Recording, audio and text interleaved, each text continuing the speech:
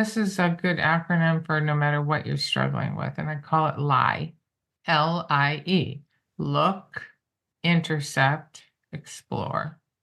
So it's look at the story you're telling yourself and identify its false nature, right? 2, intercept that thought with a vision of your future self, the one God created you to be. And again, see, this works for everything. Yeah. And explore alternative activities and thoughts until the craving goes away. Thank you for stopping by my podcast, Finding God in Our Pain. Welcome. Hi, I'm your host, Sherry Pilkington. In this podcast, you'll hear firsthand stories of how the God of the Holy Bible meets real people in their real pain. We look at the good God we profess through the lens of pain and suffering. I'm processing the most painful season of my life after unexpectedly losing Larry, my husband of 32 years. In my journey, I've discovered that there are many types of deaths. Maybe you've asked God, how could you let this happen?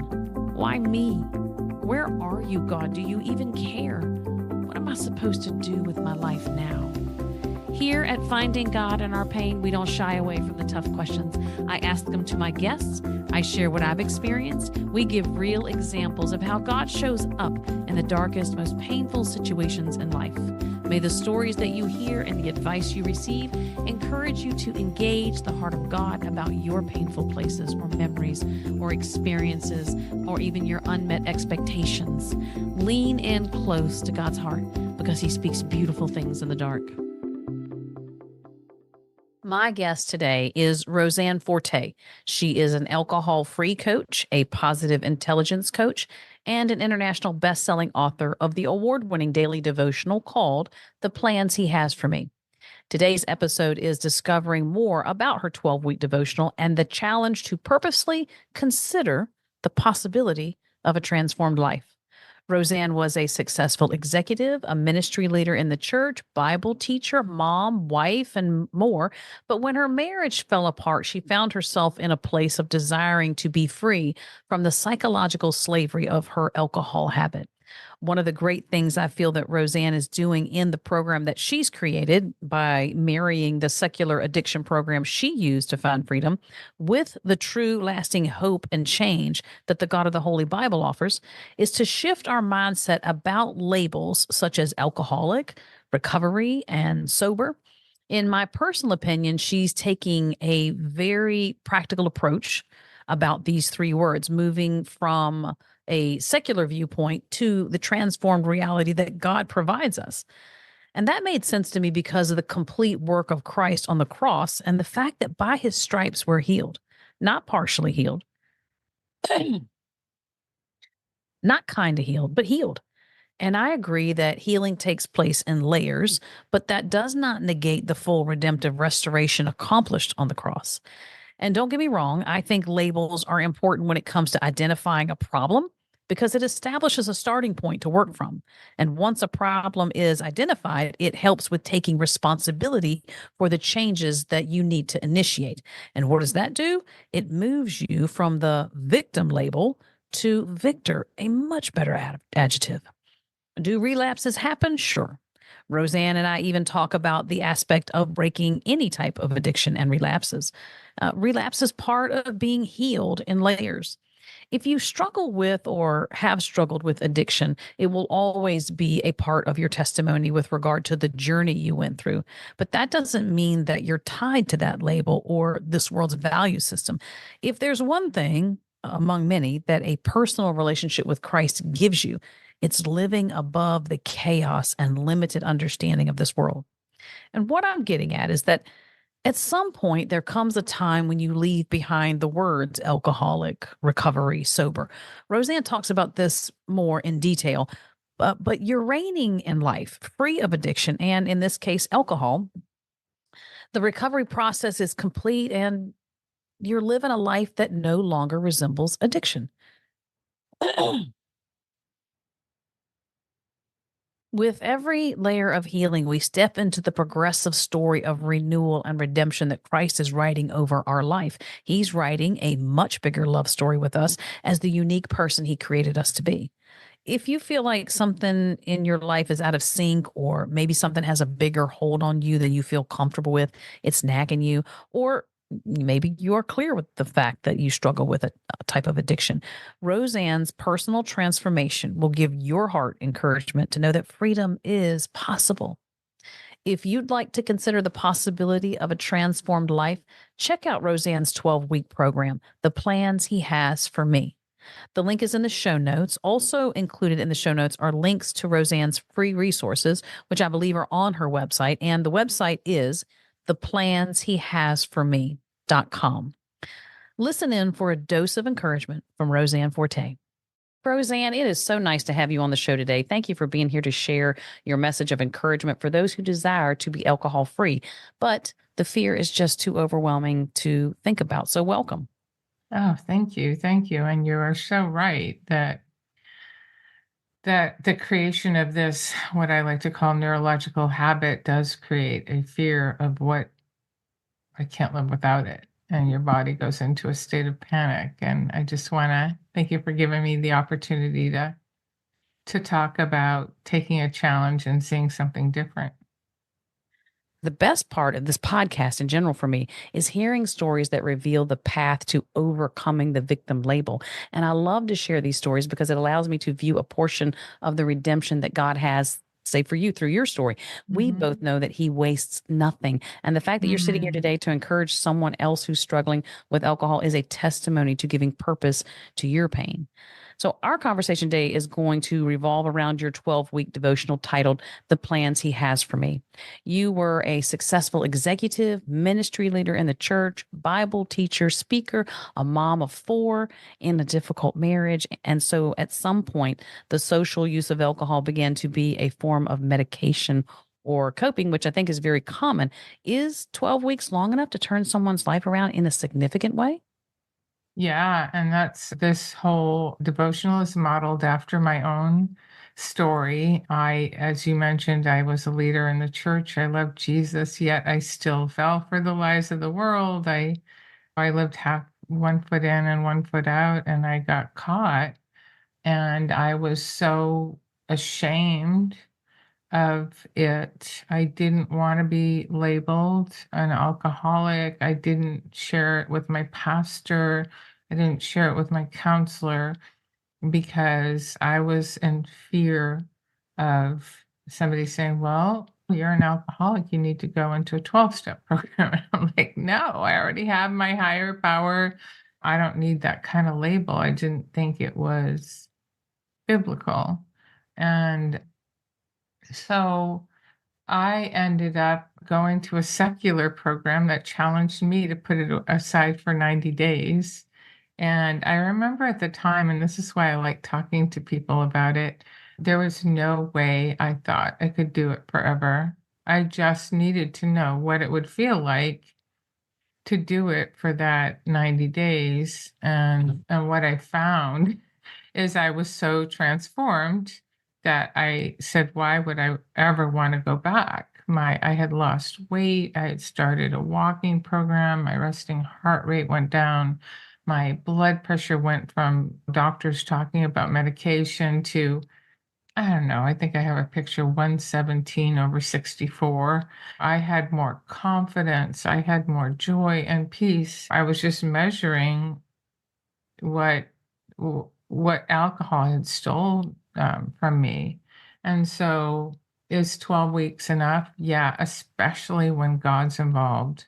I ended up working for the program that I went through. Again, it was a secular program, but what I saw is after that time without God, people just drink again. Like, oh my gosh, I feel so good. Okay, here's a drink. And then they'd get back into that habit, all their old habits. Scientific research, by the way, according to the National Institutes of Health, you are 84% more likely to succeed when God is part of the path. And this particular path is very, very different from what's out there. It's all based on hope. Like what's possible? if I sleep better? What's possible if I am more connected to people and I have more time for my kids or my hobbies or this? What's possible if my health gets better? And it's documenting all the benefits and just being aware. You've heard that term cognitive dissonance? Hmm. Yeah, so believing two competing thoughts about the same thing, and I can't think of anything more applicable than when you use an addictive substance, because I was a smoker, so I understand that addiction and I understand alcohol. And it's like you love it. You have this love romantic relationship with it, but it's so toxic. And you're like, I love it, I need it, I can't live without it. This is killing me, I gotta quit, which is true. Hmm. So Yeah. 12 weeks give you enough time to document which is true and then choose. And so the program you've developed was you took what you had learned through the secular and then you blended God, folded him into this process of discovery. There was a lot of, as I had gone through it, I just recognized they were teaching a lot of God's principles without God. So my pastor said, yeah, the world is teaching the kingdom without the king. Gratitude or meditation, or I literally learned how to process forgiveness inside that program. Like I knew intellectually I was forgiven, but processing it and feeling it and accepting it and being able to stop beating yourself up over it, that I learned outside the church. Like, how's that possible? So, the devotional is actually a marriage because what they're doing in the secular world is using the science of the brain, the science of neurological habits. And it just so happens recent science, we'll call it in the last 50 years, you can change neurological patterns in your brain. Oh, isn't that funny? God did tell us we could renew our minds, right? Yeah, So exactly. I say that a lot in the devotional. God said it first. Here's Yeah. the science, but God said it first. Are there differing degrees of alcoholism? How does someone know that they need to take a look at this a little more Yeah. deeper, a little more serious? I use the term that's consistent now with the National Institutes of Health. That's called alcohol use disorder. They've gotten rid of terms like alcoholic and stuff. They still do use alcoholism. I choose not to. I say you're using an addictive substance and we need to get away from it, but I really try and avoid all the words that cause a stigma. But your question was how do and that I think is one of the reasons that they came up with this alcohol use disorder because it can come in such a long spectrum and it can take 10 years for it to grow to like, oh, I'm having a few too many glasses of wine or beers and I really shouldn't be drinking this much to I guess the other end of the spectrum is I need rehab. I'm shaking. That actually is where I will use the term alcoholic or alcoholism when you need medical intervention. But I'm trying to help people. I definitely have helped people with this program who have come out of rehab. But if you need medical intervention, this book is not the solution. You need the medical intervention plus this process. Alcoholism is a progressive addiction. Alcohol disorder is, yeah. All right, I've got to get the hang of that because I my go-to is alcoholism, but alcohol Use disorder. use disorder is a progressive addiction then. Yeah, it is. And it doesn't take much for people to understand if they're listening and they have a family member, a friend, or if they're stuck themselves, it doesn't take much to explain this to somebody because they see it. They see they used to drink this much, they're drinking this much, right? The tolerance grows. I can't even believe how much alcohol I could put in my body without even feeling it. And this is because God made your body so wonderfully. You start putting toxins in, to your body, and your body panics and it goes, wait, wait, wait, what do I do? What do I do? Oh, I must need that level of toxin to survive. So it adjusts. And then you're doing it to create an effect. So you need more, and your body keeps adjusting to Mm. this newest level and needing more. And that's how tolerance is created. The body does a good job of trying to adjust to the things that we do to it, but maybe to our detriment. Absolutely. Sometimes I talk about neurological patterns and habits, and let's just talk about a habit of meditating on God's word. It becomes solidified, right? Or you can do a habit of checking your phone every 5 minutes, right? Your subconscious mind is a tape recorder. It just tries to remember and make your life easier for whatever habit you pick. So choose wisely. I wish I had known this when I Right. was younger. Choose wisely the things you want to create habits in. Words to live by for sure. A minute ago, you mentioned about your program and you were saying your addictive substance. Can someone else who is struggling with an addiction in general use your 12-week program to break free? Yeah, thanks for asking that. I wrote it understanding the science of neurological habits. My specialty is alcohol. I wasn't addicted to drugs. However, oh my gosh, some of my best testimonials have come from people who have used it with various drugs, whether they're prescription medications or illegal drugs. It's the same process. I developed 12 core concepts around, because you do the devotional and you get it, but then people go, well, what's next? And so I try to pull out the most important things that help people stay the course. So they're called 12 core concepts. And I'm doing a beta test at a church, and people are a mixture of drugs and alcohol. Funny enough, one guy came in and he's like, yeah, I don't have an alcohol problem, but I surely have a marijuana problem. And week 2, he said, "Yeah, I think I do have an alcohol problem." Like, that's the thing, test yourself to see if it's a problem. Can you easily go a couple of weeks or a month without it? If you find yourself not easily being able to go, it's just the beginning of the process, and it can take a long time. I drank for 40 years. Yeah, 40 years. So it's not an overnight flip. Although God can do a supernatural thing.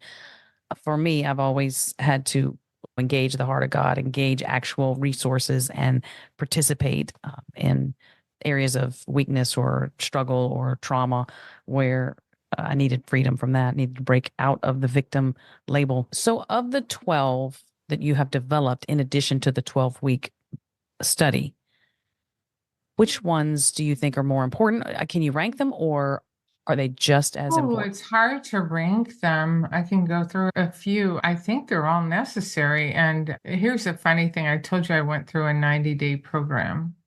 And so my original thing was to do a 90-day devotional, but God, like, literally stopped my inspiration after 84 days. And I go, well, I guess it's 12 weeks. Well, then I went to a Christian conference and everybody's like, well, 12, that's cool. That's really a biblical number. It's like, oh, wait a minute, it is. But I can't see pulling out any one of those and saying they're not important. So let me just go through a few.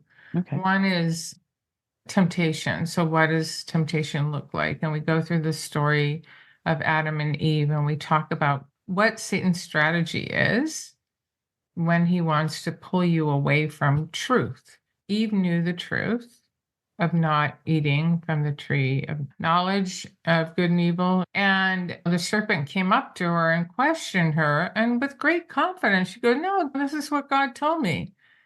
Surely you won't die, right? So this is a form of gaslighting, making you doubt what to be true. And that's what temptation looks like. Surely just one won't hurt. Surely if I engage, nobody will know. Surely I can do it one time without consequence. And it's developing superpower awareness of the strategy of the enemy and temptation.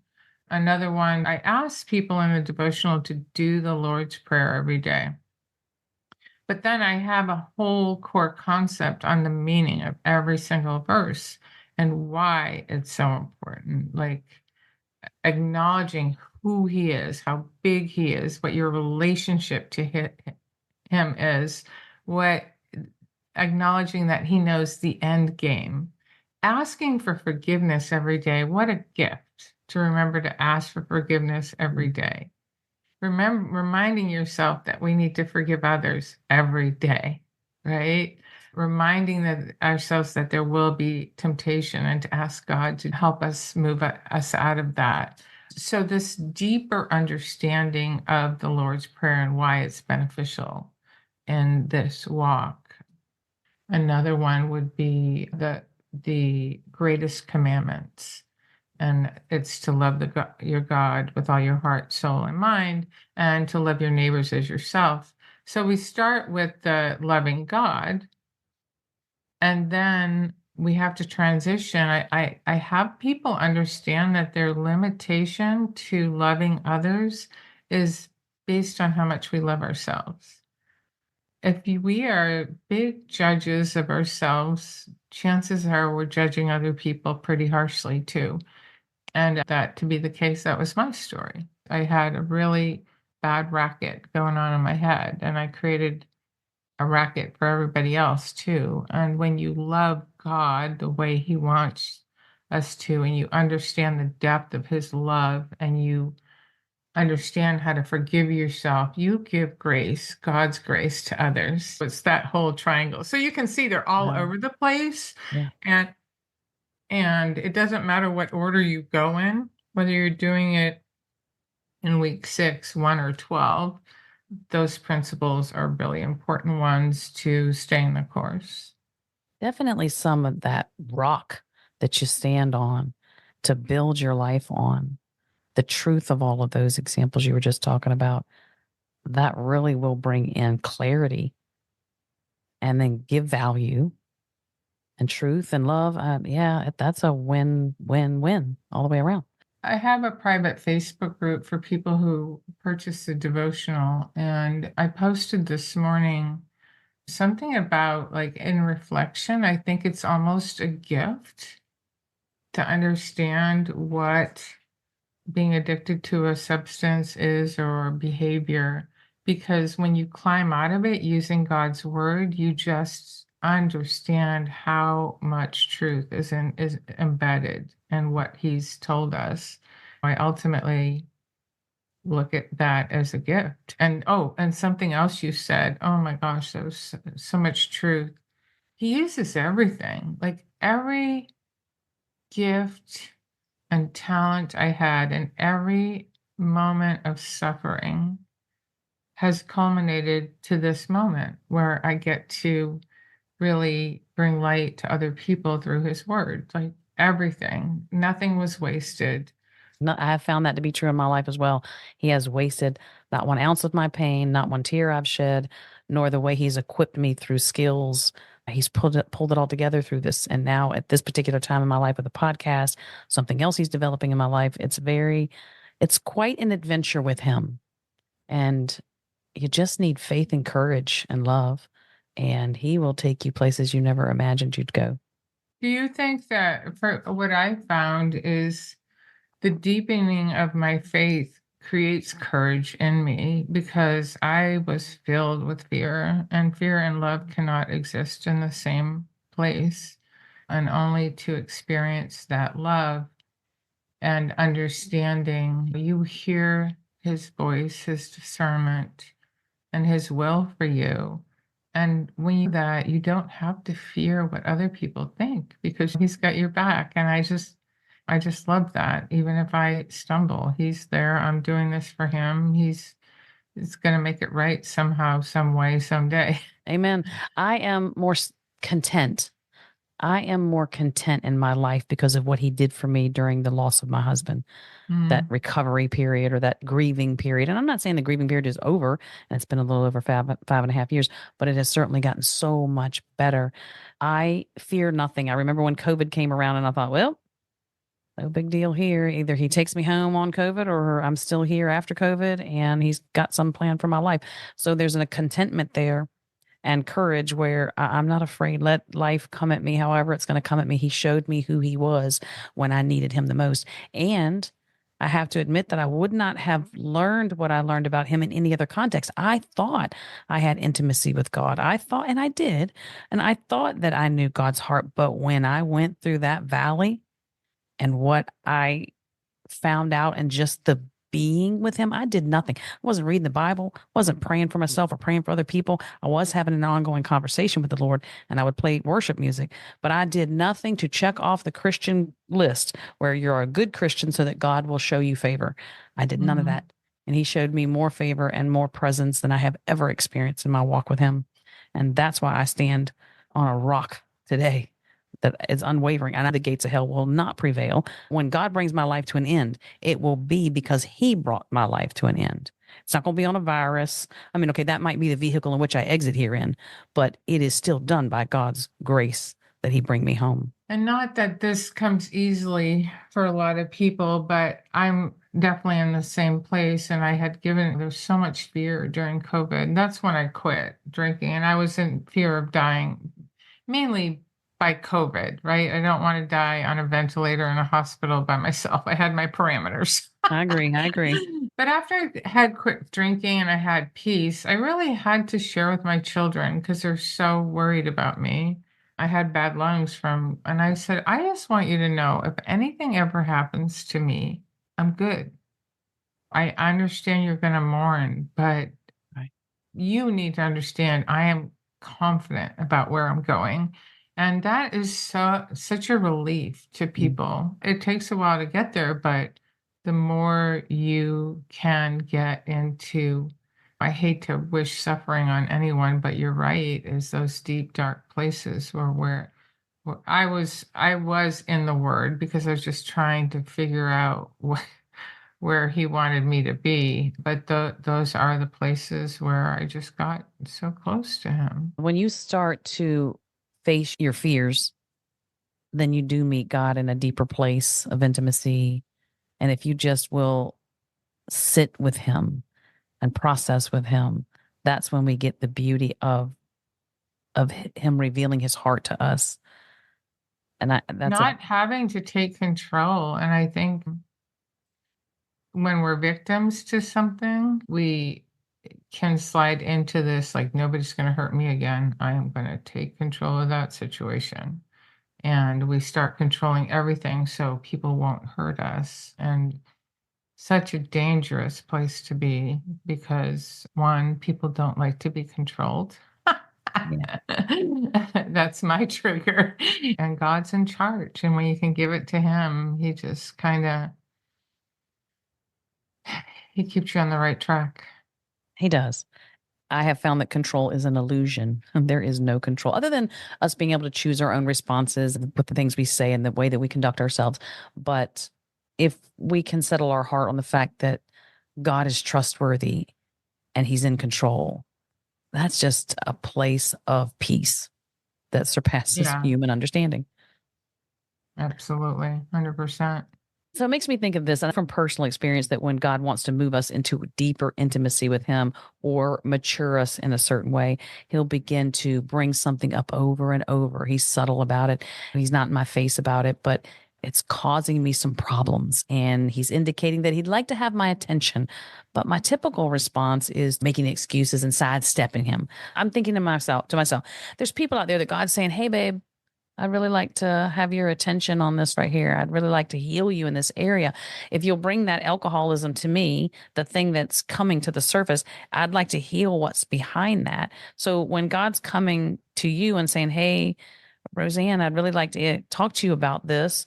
What did you find most difficult to submit to him? I don't think it was a submission issue. I think for me, it was wanting to know what God's plan was, knowing that this was in the way of it. But for me, it was a big part of it was accountability and community. The fact is, if you look at your checkbook, you'll be able to see what your priority is. And my priority was definitely spending a lot of money on alcohol. So a lot of people are worried about redirecting that to something different. When I was doing coaching, I had a really reasonable price, and I have no sympathy if you're not willing. I'm like, this is less than you are paying for alcohol.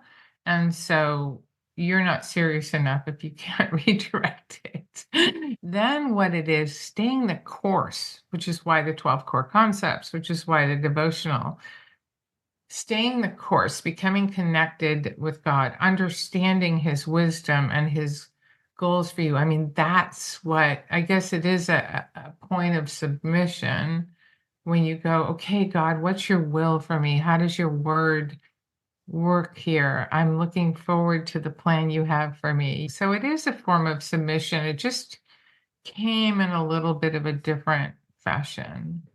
For many, a lot of people buy the devotional. You can just see it in the Amazon reviews. They buy the devotional and say, "Oh my gosh, thank you. This changed my life." But then there's just like there's graduated problems, there's graduated ways to solve the problem, right? Others is in a community with a group, others is private coaching, others are rehab. There's a whole spectrum. And what I would want people to understand is it doesn't matter how many times you've tried, please don't say, which I hear a lot, like, there's no help for me. Oh, yes, there is. There absolutely is. There is another side to this. And I understand your brain is telling you there isn't, but give it a go. Take the challenge. It seems like any addiction, food, shopping, overspending, whatever it is, there's a trauma behind that. What does trauma and alcohol have to do with each other, or trauma and addiction?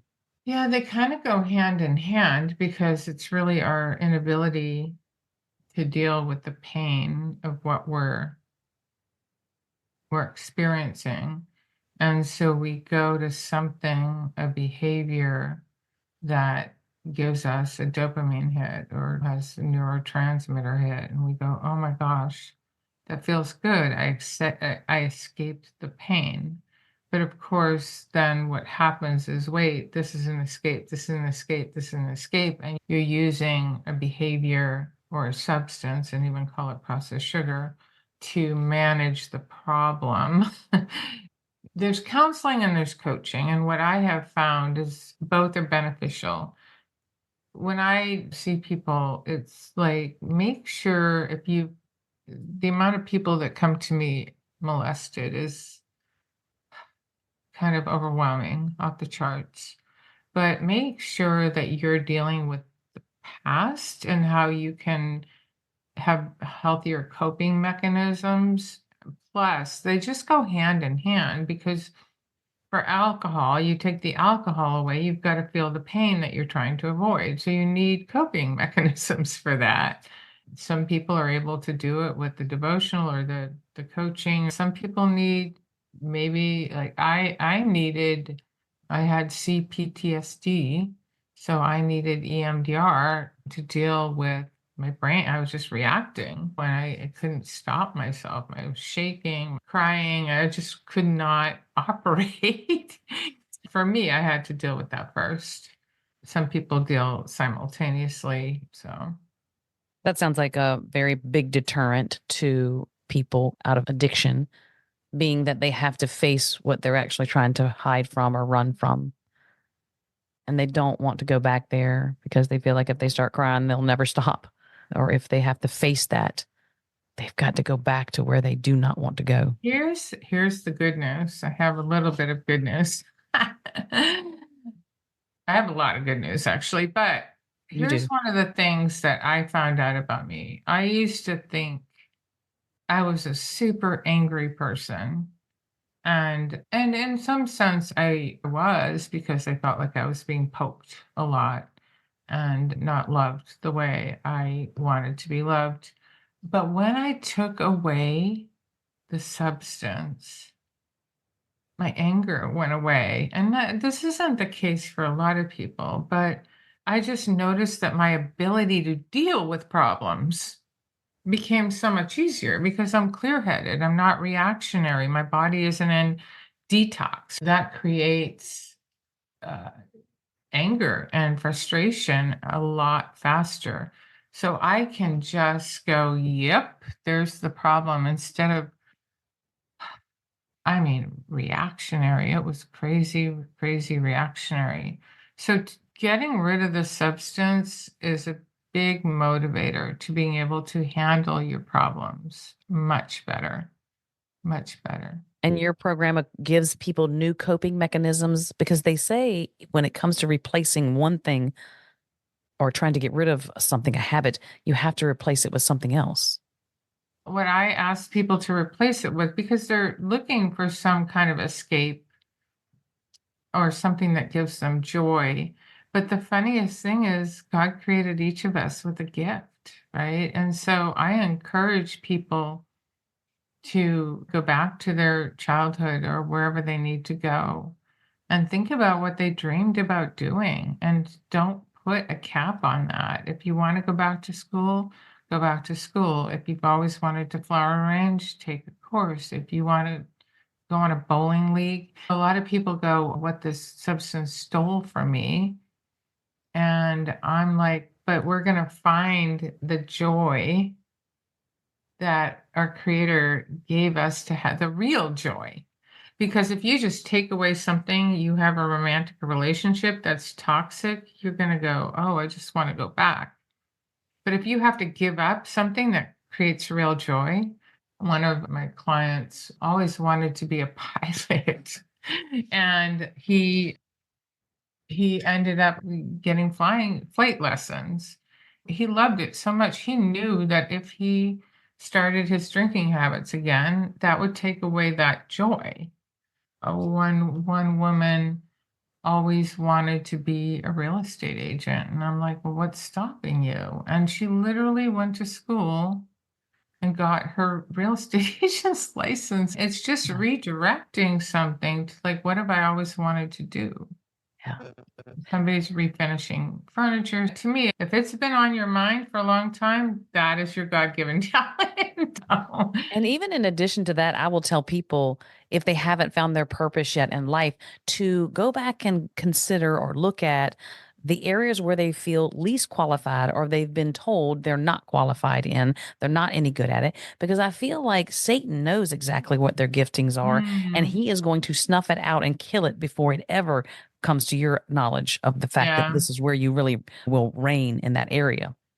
So Yeah, I that's like to have people think back to when they were a child and what they like to do and what they like to play with, or I wanted to be this, like you're saying, or I was never good enough. I think Walt Disney was told he wasn't creative at one point, and Oprah Winfrey was told that she was too emotional and she got fired from her first TV job. If this is your gift, be fearless and use it because God will use you. we're all equipped to bring him glory and our for our good. You said a minute ago something about losing things, giving up things. So, what did you or who did you lose when you started drinking? I lost my whole identity, a combination of everything that was going on in my marriage and family life, and then using alcohol to cope with it. By the time my marriage collapsed, I didn't even know who I was anymore. And I feel like getting kind of the help I needed plus taking away a substance, I'm like this girl that I was 20 years old and just happy and looking at the big what's possible God. I didn't know God then. I didn't know God till 32, but just this sense of joy, waking up and going, what's next, God? What's next, God? It's such a fun way to live. I want everybody to know that that's possible. So, when you stopped drinking, who and what did you lose? Shame, guilt, Amen. Depression. I had lost my will to live for a moment, and now, like I said, I wake up every happy. It's kind of hard to do the opposite. I can say what I gained, but Yeah. I don't even feel like the same human being. Honestly, I'm not the Wow. same human being, and this is pretty typical. People do not understand. Talk about the lies of this world. What substances steal from you. My oldest son, ever since I've been doing this, I have 4 children. I wasn't the perfect role model for them. My husband and I, then husband, we drank a lot, we partied a lot, and our kids, they think that's normal too. But they see what I'm doing. They see the transformation. So they've developed, and I don't judge them, but they are developing an awareness.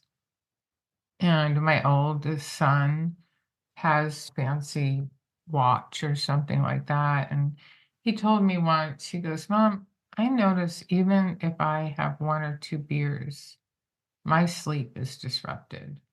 And I'm exactly like when all these young people, they just want to get ahead and do well and do this and do that.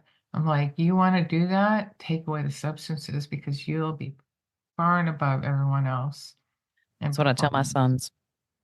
I said Yeah. that if you want to start from a place where you're already ahead of the group, get rid of any of the substance or anything that distracts you from your Mhm. family and from your business. Yeah, because you just have more hours in the day.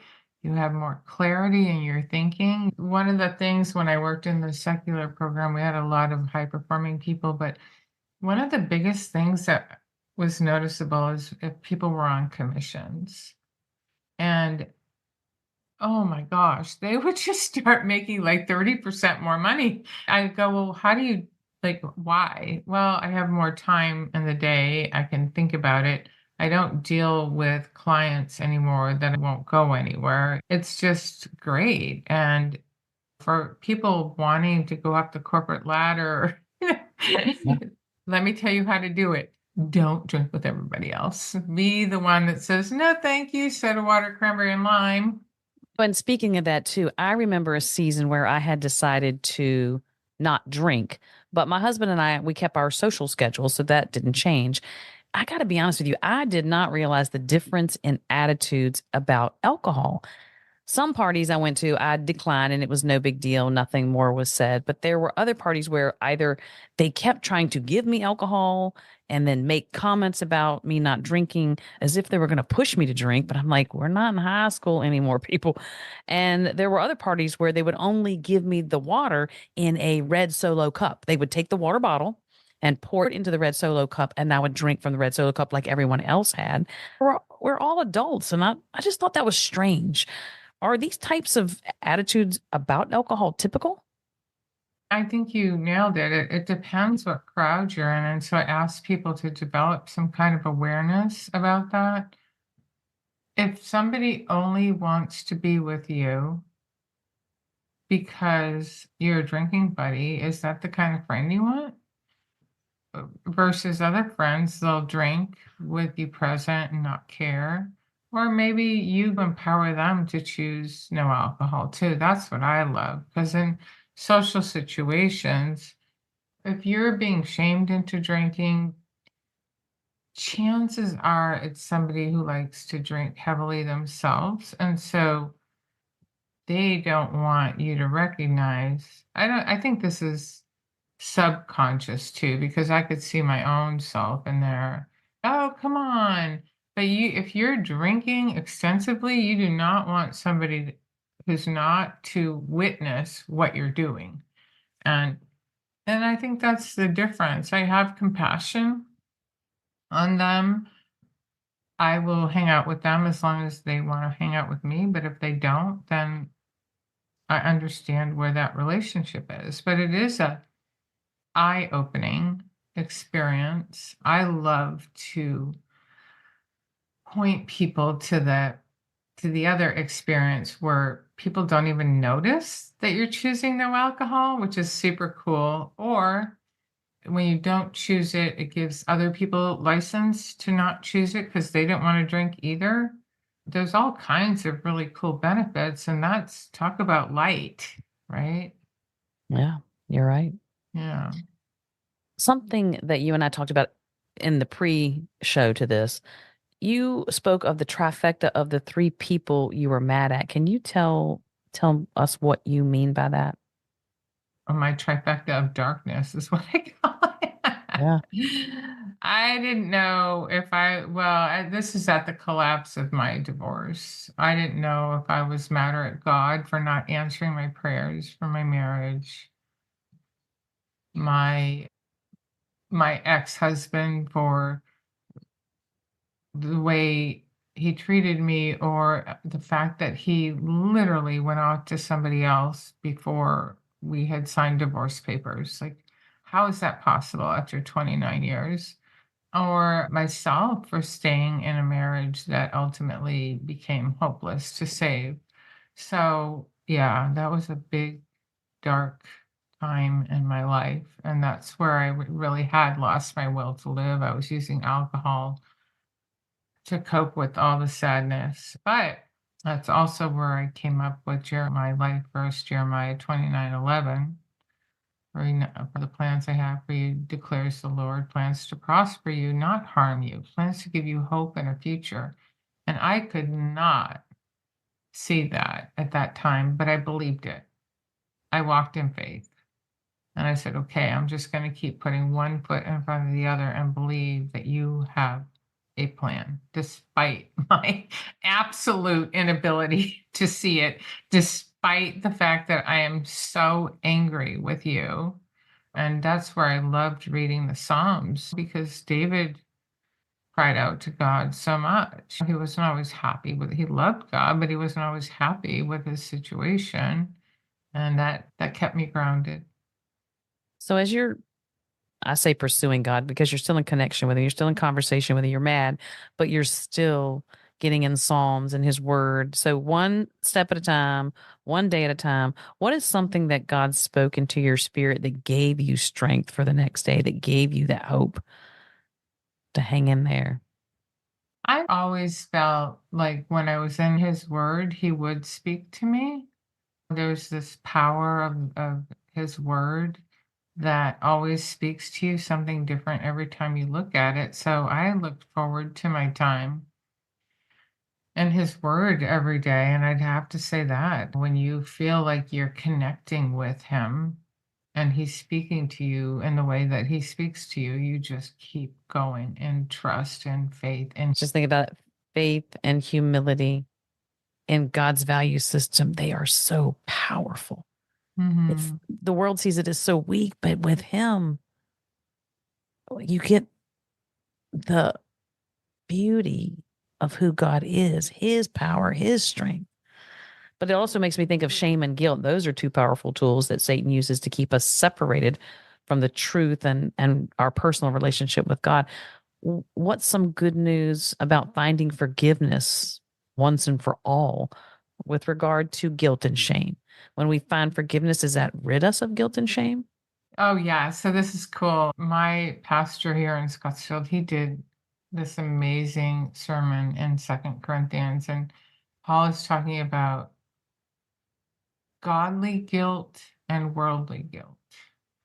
And my pastor explained that godly guilt is when you realize that you have done something wrong and you repent and you turn around and you receive forgiveness for that. Worldly guilt is not saying you've done something wrong, but you are wrong. Like, that's shame. Worldly guilt is shame.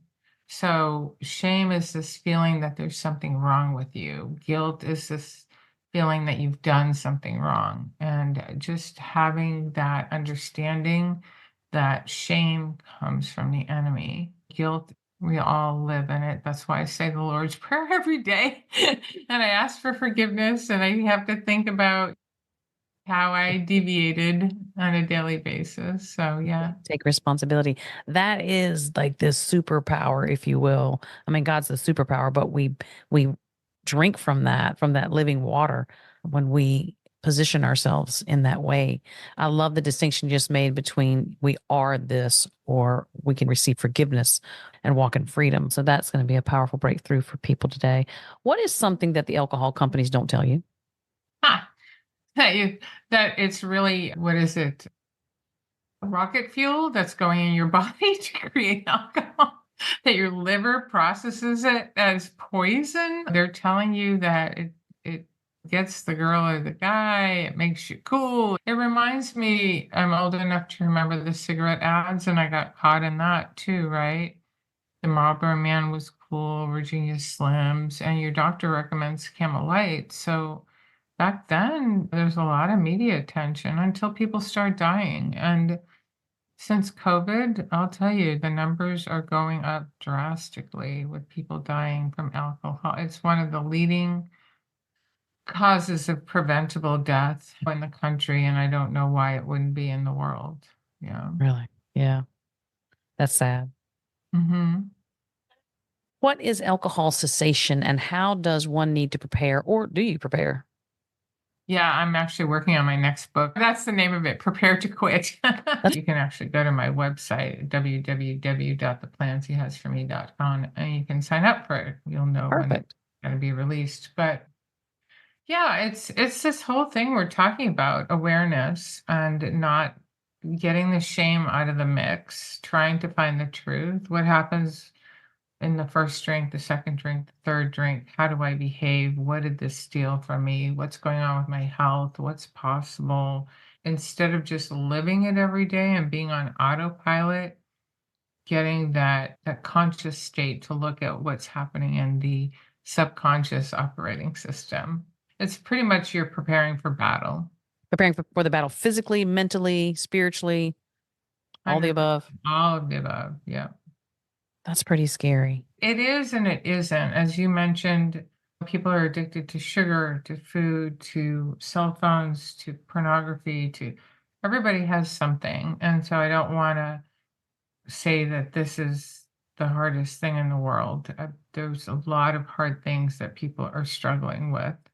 And I want to approach this compassionately. There's nothing more wrong with you.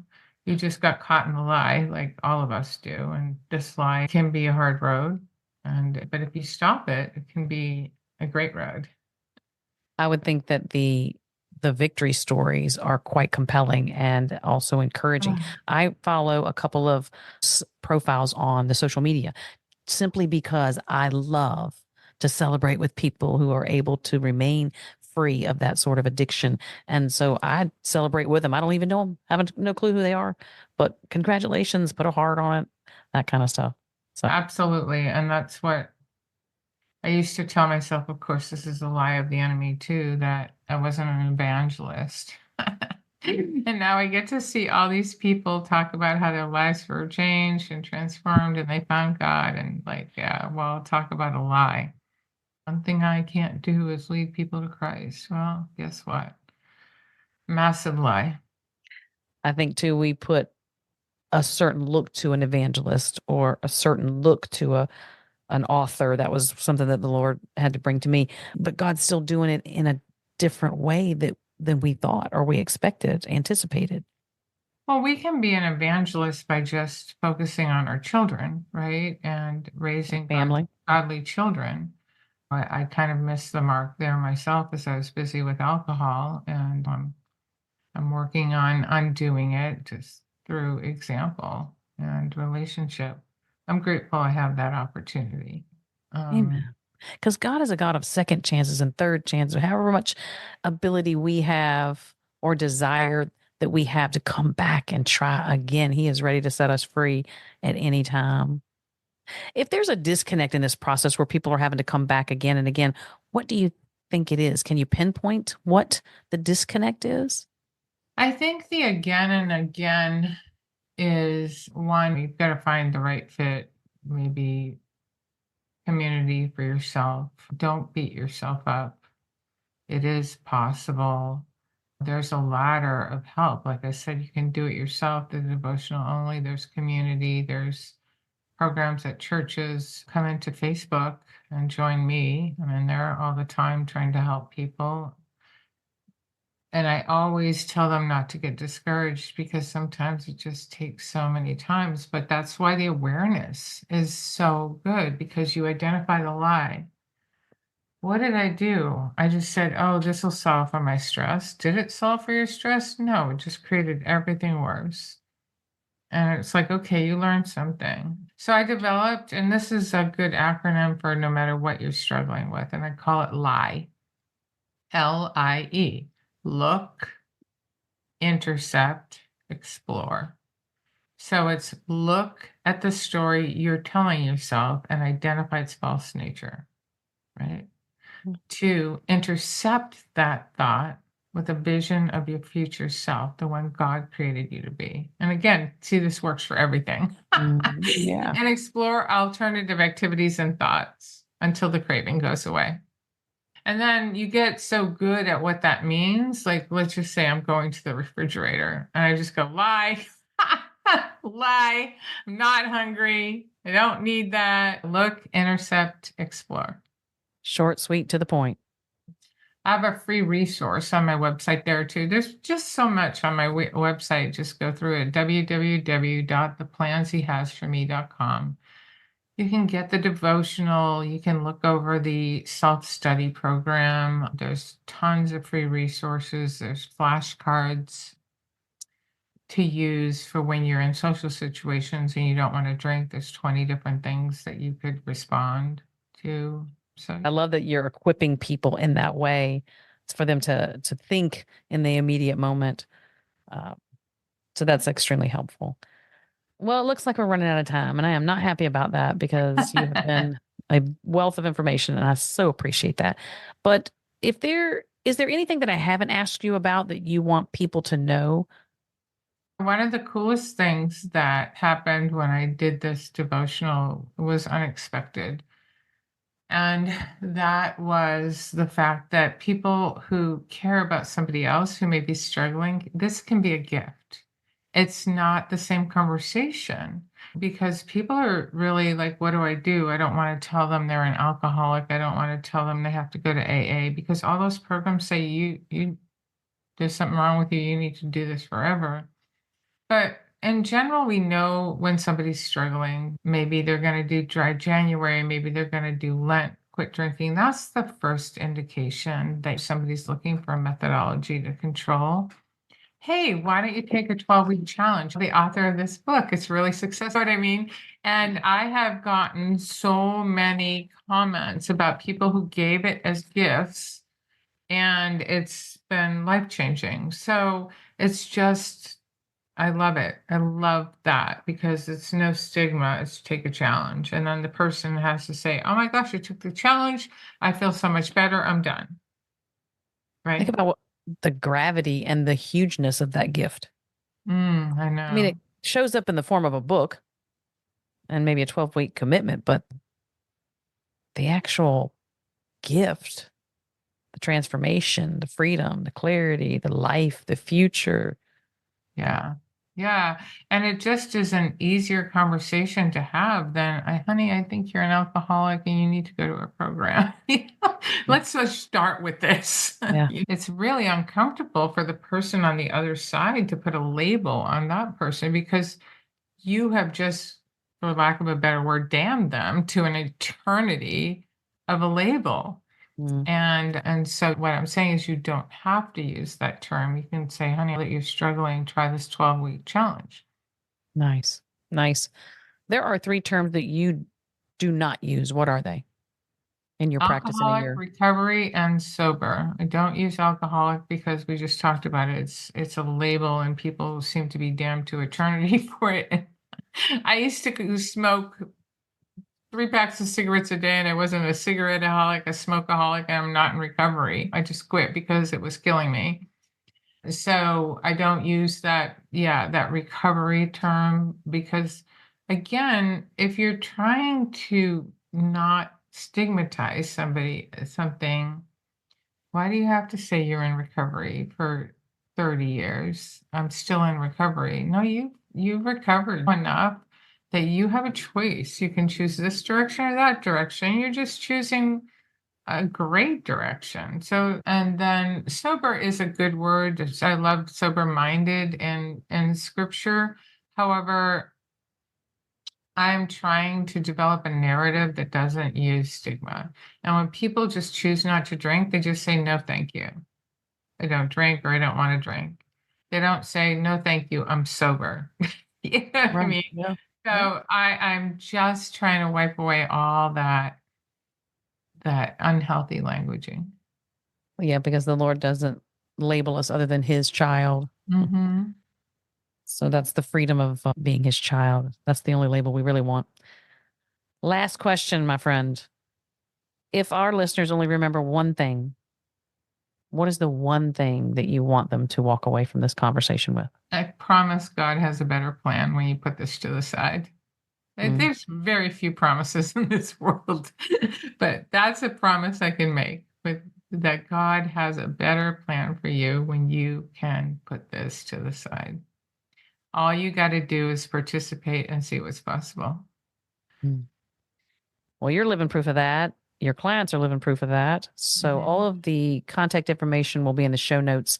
And Rose Anne, thank you so much for being here today. I deeply appreciate your time. Thanks for having me. I loved our conversation too. Thank you for your time and for sharing this experience with my guest. I hope you have found encouragement for today and a deeper revelation of God's heart in the midst of pain and suffering.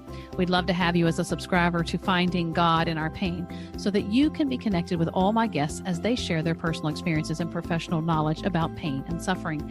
And because this podcast is a division of the website A Life of Thrive, for more information and the various ways you can connect with us, please visit the website alifeofthrive.com. I look forward to sharing more transparent stories from the hearts of women who intimately know what it means to have their world flipped upside down, their authentic struggle to make sense of it, and what recovery and healing looks like.